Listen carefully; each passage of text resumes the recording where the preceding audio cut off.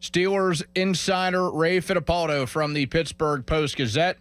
Ray, your initial reaction when you heard the news, a 3-year extension for Mike Tomlin as Steelers head coach?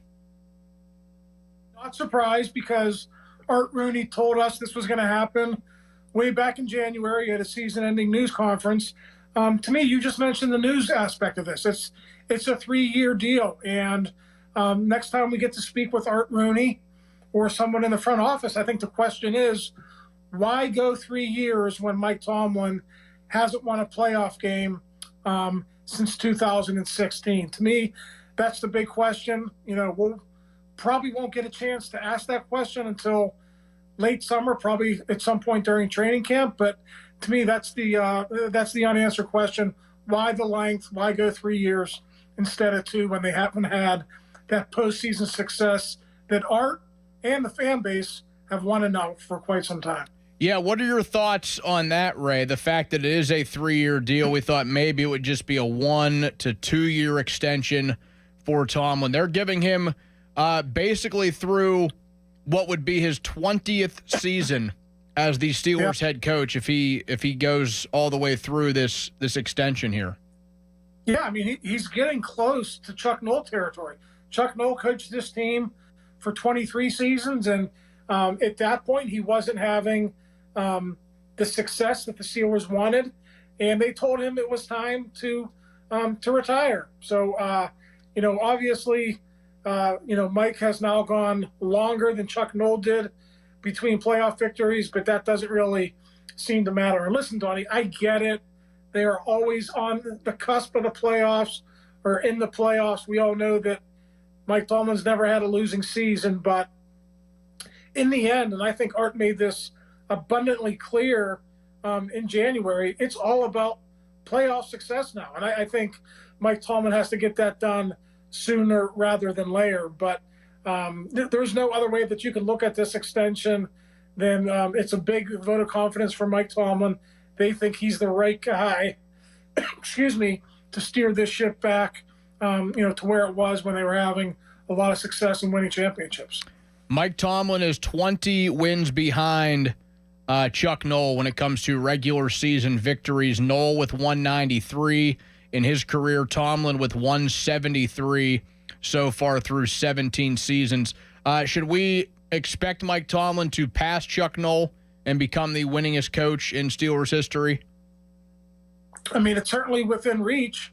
Listen, if you just average, a 500 season here or close to it over the next 3 years, he's probably going to get there. So, yeah, I think that's coming. No one who follows the Steelers or lives in Pittsburgh, thinks that means anything. I think it's all about Super Bowl victories. Right now, he's tied with Bill Cowher with 1. Even if he gets to Chuck Noll's career wins total, it's not going to mean anything, Donnie, unless he wins another Super Bowl. So Mike Tomlin is certainly on a path to the Hall of Fame, but to me, he's quite a ways away from, being in Chuck Noll territory. That guy won 4 Super Bowls, had a ton of playoff success when he was the head coach of this football team. I am under the assumption, Ray, that Mike Tomlin virtually has a lifetime contract with the Steelers. Like, the terms didn't even really matter to me. It was, in my mind, he will be their head coach until he doesn't want to be their head coach anymore. But do you actually see a world, a universe where the Steelers would move on and fire Mike Tomlin as their head coach? Yeah, I mean, fire before this contract is over, Donnie, I don't know about that. But maybe moving on at the end of this contract, if they don't have that playoff success, yeah, I could see that.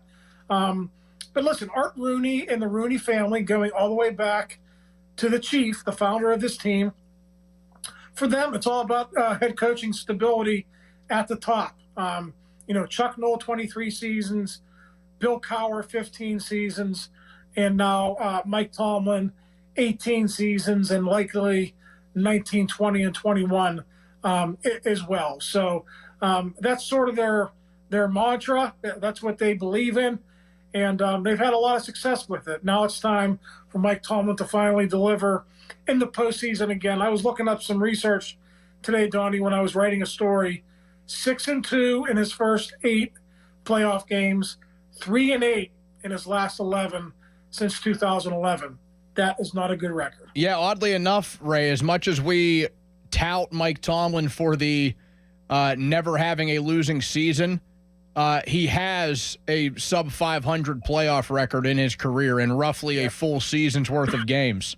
I think that is something that should speak louder than what it seems to do.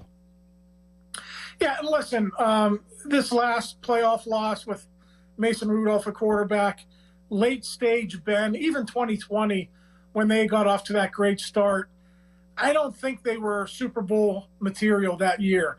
Maybe you say, hey, you should win a home game against the Browns. Okay, maybe they should have advanced that season. To me, when I look at Mike Tomlin's playoff record, I go back to 2014, 2015, 2016, and 2017 as the 4 years where they could have made hay and maybe had another Super Bowl run. That was the Killer Bee era with Le'Veon Bell and Martavis Bryant. And they just didn't have the defense to compete for championships in that era. And they had injuries. You know, Bell was injured in 14. AB had the concussion in 15. We could sit here. We can make excuses. I don't know what excuse you want to make for 17. But to me, when I look back on Tomlin and his tenure, I look back at that period, really a chance to win another Super Bowl, and they could never quite get it done.